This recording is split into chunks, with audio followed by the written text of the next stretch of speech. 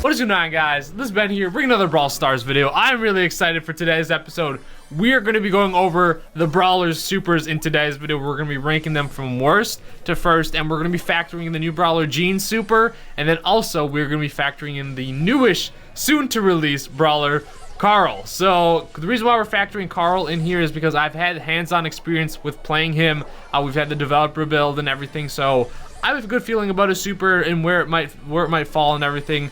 So I'm excited for this ranking. Obviously, this is my own opinions and everything, so it may differ from your list or others' lists or whatever. This is just from my experience in playing. I'm around, I think, like 11,600 trophies at the moment. So hopefully you guys are excited. Definitely like you guys are, and subscribe if you guys are into these type of videos and let me know. But without further ado, we're gonna get to number 24 here, and that is Piper. So Piper's super, it's kind of like, it's nice to have. Obviously any super is going to be like nice to have, and it's going to be useful in the game, but we're just ranking them from like the least utility wise overall and then to the best. So for Piper, it's like, if you keep your distance, which you should be with Piper, you normally are in a very good spot and you don't really need to use her super. So where instances where a super comes up is like if you're incredibly weak with bounty and you need to hop out, or if you like need to, say the time's running out and you need to jump in close to try and get some quick kills.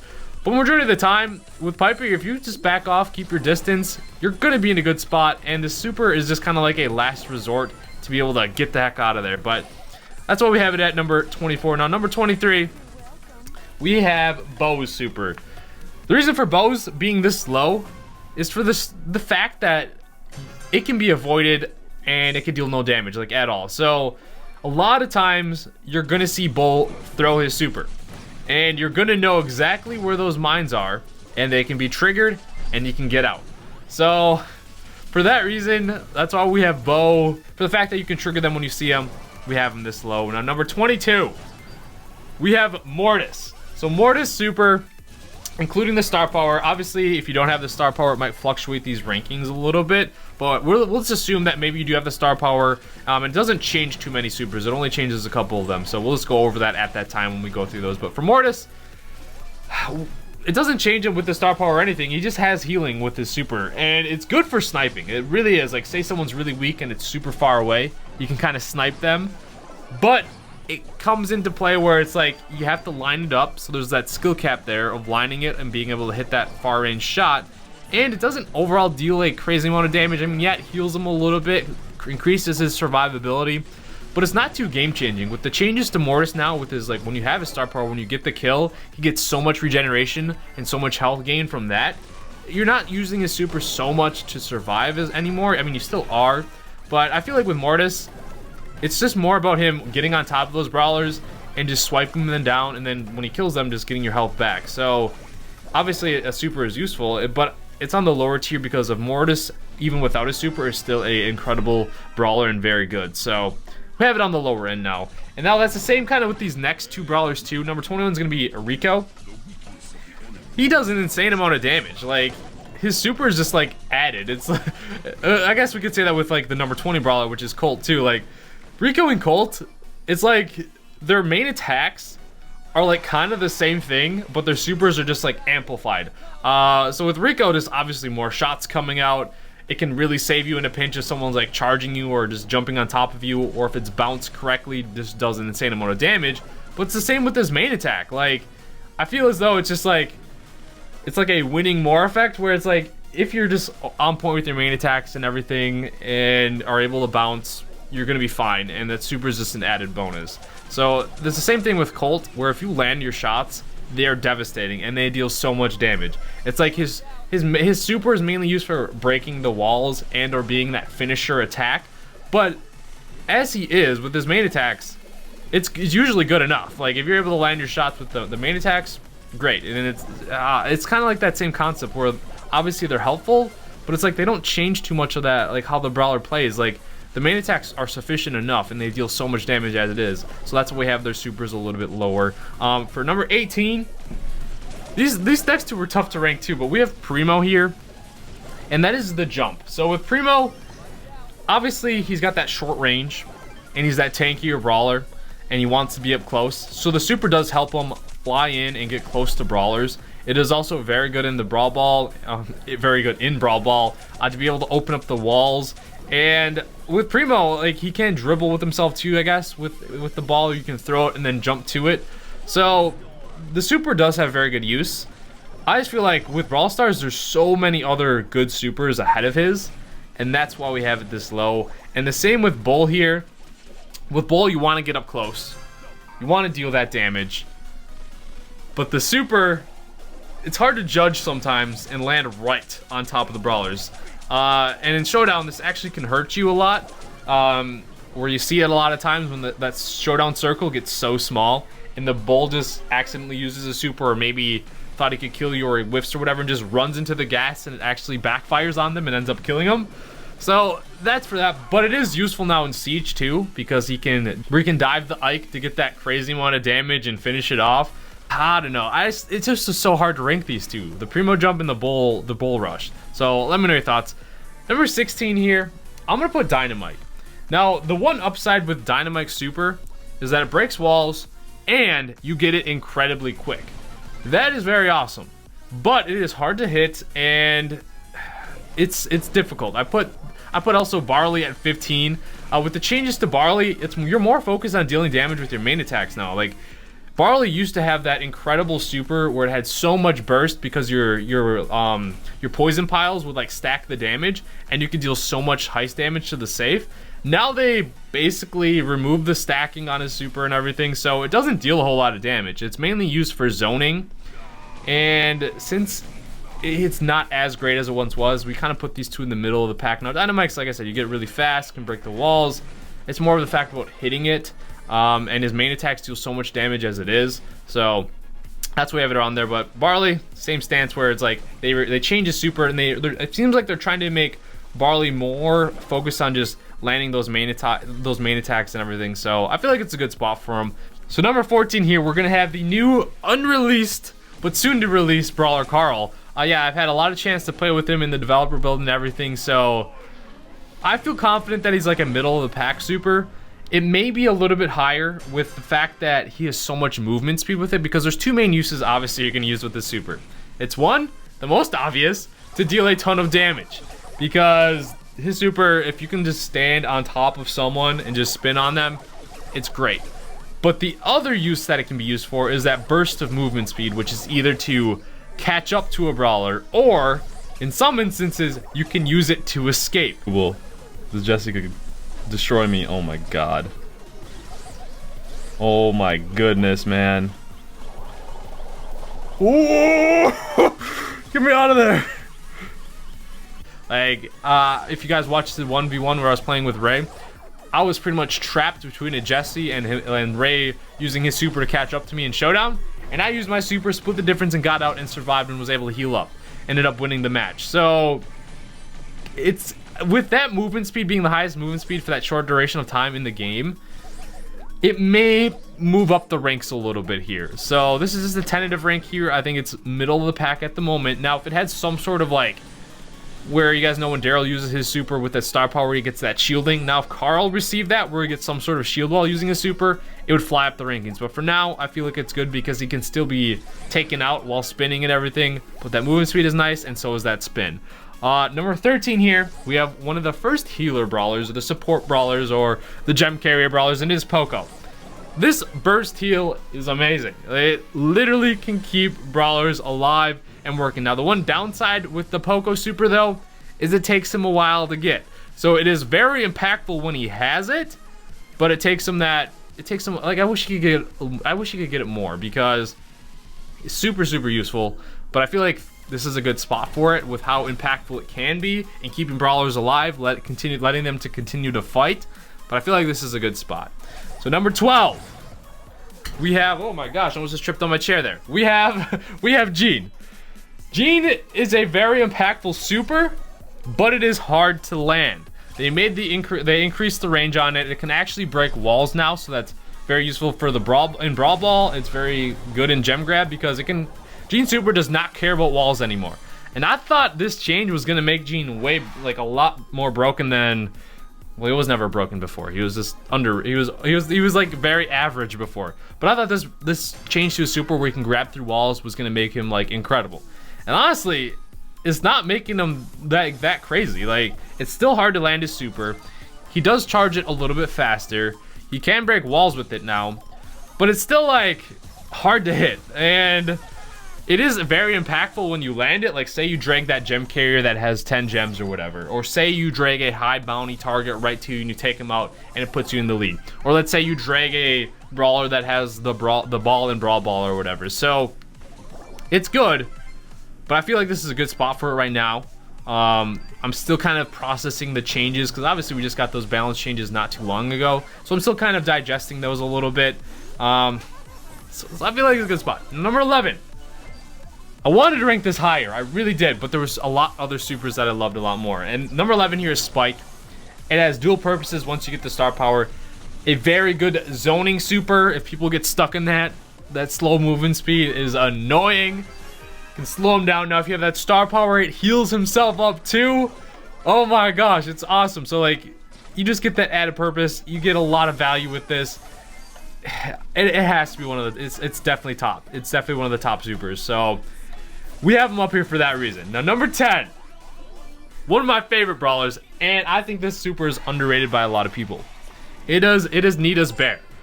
So this is just great for zoning. You can throw it like, my favorite thing about her bear is like, say you're playing lobbers or whatever, like the Barley or Dynamite. You throw it right on top of them, they are going to struggle to take out the bear by themselves and to get away from it. So the bear is just so good.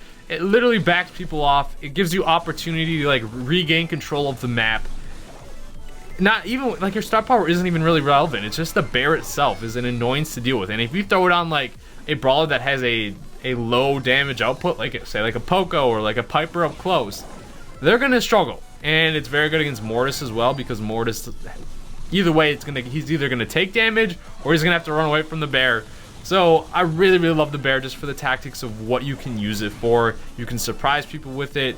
It's just an awesome super and so versatile, and I think it's very easy to use, and I really like the uses for it when used correctly too. So number 9 though, this one I wanted to rank higher, but they nerfed it a little bit. It is Daryl's super, which the reason why it's so high, this super charges on its own. The only super in the game that recharges on its own. Like, if they changed it, obviously. It used to take him 20 seconds to charge this on his own, but now it takes 30 seconds. So they nerfed it because they knew it was super good, but you can still charge it with your main attacks. And with Daryl, you need to get close to them. You use Daryl as that assassin brawler, right? I think everyone's starting to realize that and realize how good Daryl is. And with that super recharging on its own, and you're able to just jump in and get close enough to take out of the lower HP or the weak brawlers, it's so versatile. And you can use it to get away. You can dribble in Brawl Ball. His super is amazing, and I think they need to be very careful in the future about adding brawlers where their super recharges on their own, because it's very that alone makes it very scary, very devastating, and it's just a good super overall. Number 8 here, we have one of my favorite brawlers as well. You can see I got a couple, but number 8 here is Brock. Just so versatile. He does massive amounts of damage with his main attack, and he also does massive amount of damage with his barrage of rockets. And the other reason why this is versatile is because, star power or not, it destroys walls, and it opens up the map. It opens up the goal in Brawl Ball. It opens up the heist map if you need it for that, or gem grab. It takes care of like turrets and whatnot.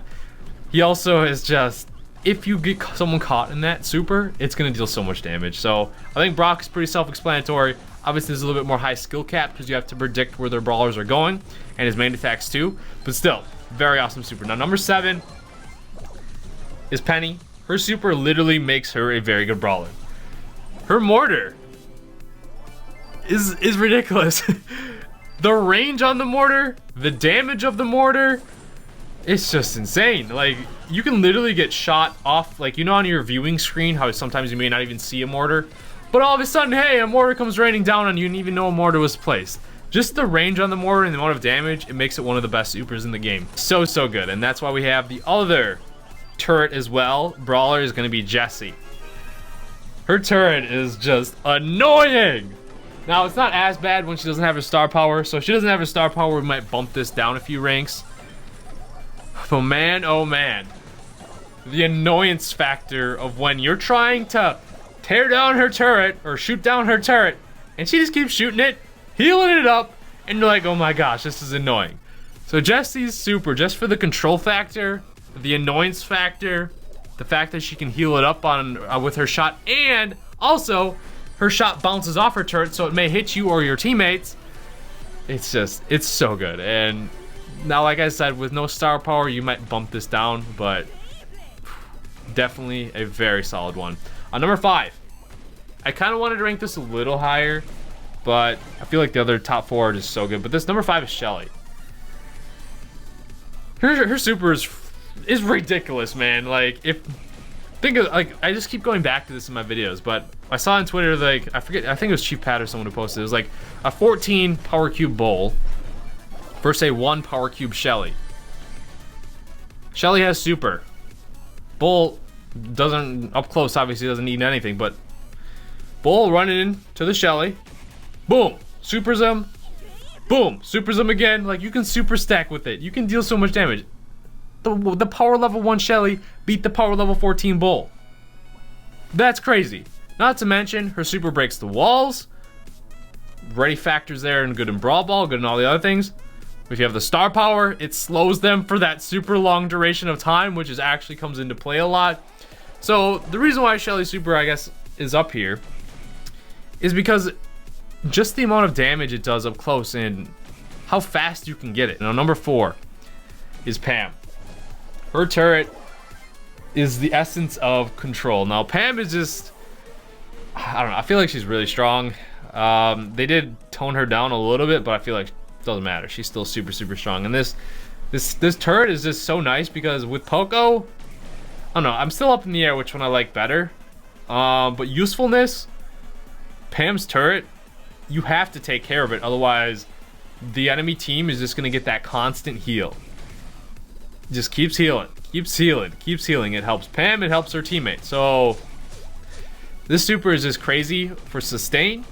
It's crazy for just obviously that overall heal. And since it's a turret, and if they don't take care of it, it's just gonna stay on the map. And that's where it edges out Poco's, because Poco's is that one-time heal. The burst heal is really nice because it heals them by a ton. But with Pam, if you can put your turret in a protective spot behind a wall or something and keep it alive, you're gonna get so much value with this. Number 3 is Leon. If they didn't have that restriction where they could see him from like those tiles away, it would be probably number 1. But now, anytime you see invisibility, it's crazy. If you have the star power, you have like no time to react, and invisibility itself is just like broken. So we have Leon here. I wanted to put this higher, I really did, but I feel like it's a good spot with where Leon is at right now. But it's invisibility. How can it not be this high? That's good. Number 2 is Frank. Frank's super stuns. If the enemy is not expecting it, you can literally land a whole team and just stun all of them. And that's what's crazy, that wide range. If you land multiple enemies and get them, if you land this shot with multiple enemies and stun them both, it's so satisfying. And if you end up stunning them, majority of the time it's like an instant kill because you're going to be able to use your main attacks and take them out. So Frank's super is just so devastating. The reason why it's not number 1 is because Frank has the wind-up time, right? So he can get pushed out of it, whether it be like, I don't know, like a Gene drag or a Tara drag or a Shelly hits him and knocks him out of it. Any sort of movement that like bumps Frank while he's winding up his super, he can be knocked out of it and then you never get it back. Plus, he has the wind up too, so you have time to get out of his range. What's really scary with Frank though is when you're in his range and or you don't know where he is and he stuns you. So the stun itself for a long duration of time and the wide range of it is what makes it very high up here. In my opinion, this is the most game-changing super there is. She does take a long time to get it because that's about how, basically it's because of how good it is. It's the drag, man. If you have the star power, it's even better because they have to take care of her little ninja pet. It's just, oh my gosh, you can literally, it's always almost, if not always almost a kill when you drag someone. You can drag a whole enemy team and put them all in one spot. Also, you can drag like the gem carriers. I think this is the most impactful super because it's easiest to land. There are some comparisons to Gene, where Gene obviously he can drag 1 brawler, but with Tara, you can drag 3, man. It's just so good, and it breaks walls. Keep that in mind. So I think this is the most impactful, and just you get them in that circle on an unexpected brawler, or like say one Pam that's the gem carrier is getting a little too greedy to get that last gem. You just drag her over to your side, take care of her, win the game. There's been so many times that this has happened. I know you guys know the pain of it too. Like say your gem carrier overextends a little bit, and oh, Tara super comes and drag. You have to be aware of it at all times. And it sucks when you're not on comms with your team or whatever, because then sometimes you may not know that the Tara has got her super. So it's the most game changing. I think it's rightfully deserved as the #1. It's just crazy. So this is my list here. Let me know your thoughts. If you disagree, that's totally fine. Everyone has their own opinions and everything, but hope you guys enjoyed the ranking videos. If I sounded a little off or whatever today, I was actually sick the last 2 days. That's why I didn't upload. So I'm starting to feel a little better though. So that's good there. But thank you guys so much for watching. Subscribe if you're new to the channel. Stay tuned for some Brawl Stars videos, and I'll see you guys later.